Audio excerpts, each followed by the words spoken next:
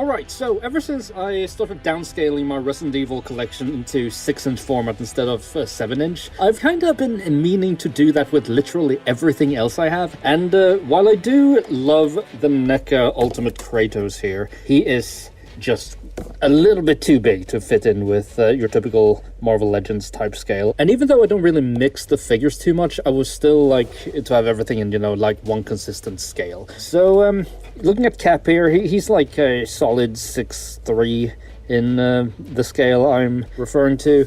And Kratos, I think in the new games he's supposed to be like 6'6", so you can tell he is far, far, far too big. However, there was a new recent Kratos figure that came out by Spin Master, and they created a whole line of Sony characters, but the thing is they're more true 6-inch scale rather than the Marvel Legends scale, which is kind of like 6.5-inch scale rather than 6. And even then, Kratos was really tiny for some reason. I don't really know why, but the sculpt was good, but he was just completely too small. Like, he's smaller than this Cap here. So I decided to look around a little bit, and I found this Popup Parade Kratos figure by Good Smile. Good Smile is the company that makes Nendoroids and Figmas. So it's a little bit annoying that they don't just make, a really tall Figma of Kratos, and instead we have to deal with just a statue. But I wanted to take a look at him for parts to create a posable, properly in scale Kratos figure. And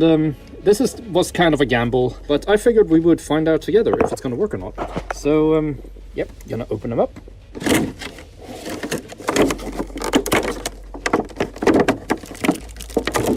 So here is Kratos, and next to Cap he is slightly taller, so this is kind of perfect. He is a little bit, I don't know, like the proportions seems kind of good, I think. He seems a little bit thin in comparison to like how Marvel Legends look, but then again, it's also Marvel Legends and they tend to be a little bit bigger.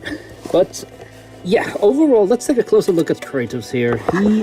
I was really worried about the head sculpt, but the head sculpt looks pretty solid. It's a little bit undetailed. I think the eyes look good, but they definitely need some more color in there. The beard needs a bit of a dry brush, but everything, like the details here, are really nice. Are they a separate piece or are they sculpted? They are sculpted to the figure. We got Mimir here looking wonderful, and yeah, he's missing his shield. I don't really know if the Ragnarok design is missing the shield by default, but at least it is there. So I'll be making a customizing live video for when I actually start working around with him. So this is more of like kind of part 1/half review, just kind of measuring him out. But here's the Leviathan axe. Looks to be good in scale too. It comes apart in 2 pieces like this, and you like so. And for comparison's sake, let's bring in the NECA Kratos. And as you can see here, he completely towers over him, even with this really thick base. And yeah, he just doesn't really work at all in terms of scale. But maybe I can use some parts from him. But regardless, this was just like an experiment. I think this will make a pretty good project. I definitely want to add some more detail to his head though. And I also have to settle on a body to use for him. It's all very, very exciting. So thanks for watching, and at some point I will be back with an update about this Kratos. Actually, we're going to start a little bit early, and we are just going to chop off these horrific pegs on his feet. For future reference, this is a thing toy companies need to learn. If you have a base, make sure that the base is the thing with the pegs and not the ones with the holes, because it's really annoying when you can't have a figure stand without the base, even if their feet are flat on the ground, and then you just have these big prongs sticking out of the feet for no reason. It looks hideous, and why would you need the base to be smooth anyway? Like, it's just a cheap black base. Who cares? So yeah, as you can see here, still really good. He cannot stand. He's leaning a little bit backwards. The feet aren't all that flat, but in terms of like raw scale, this does look good. So I do have some hope for this project. So as you can tell, I've barely moved my display since last time I filmed, but yeah, Atreus is... Atreus is very wide-legged, so you can't really get the right grasp about how tall he is, but I figure he should still be shorter than Cap. He should probably be like... Let's see if we... He should probably be like up to his nose, kinda. Yeah, that looks about right. I had an idea, because he's kind of similar size to the Neco Atreus, but then he is just too short. But look at this head.